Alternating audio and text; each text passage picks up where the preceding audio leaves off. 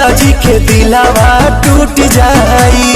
राजा जी के दिलावा। नमस्कार दोस्तों, इस वक्त की बहुत ही बड़ी ब्रेकिंग न्यूज निकल कर आ रही है। जी हां दोस्तों, आप सभी को बता दें कि कल एक पावर स्टार पवन सिंह का गाना रिलीज किया गया, जिस गाना का नाम रखा गया राजा जी दिलावा। इस गाने को सीएम योगी नाथ ने देखकर बहुत ही बड़ा बात कह दिए हैं और अपनी केबिन में गाना बजाया। पावर स्टार पवन सिंह का गाना सुनने के बाद बहुत ही बड़ी बात कह दी है। क्या कुछ कहे सीएम योगी नाथ ने पावर स्टार पवन सिंह को लेकर, आप अब दिखाएंगे। तो दोस्तों, वीडियो को लाइक करते हुए चैनल को सब्सक्राइब जरूर करें। आप सभी को पता होगा कि भोजपुरी के गायक पावर स्टार पवन सिंह का कल एक गाना रिलीज किया गया, जिस गाना का नाम रखा गया राजा जी दिलावा। यह गाना रिलीज करते ही ट्रेंड नंबर 1 में कर रहा है।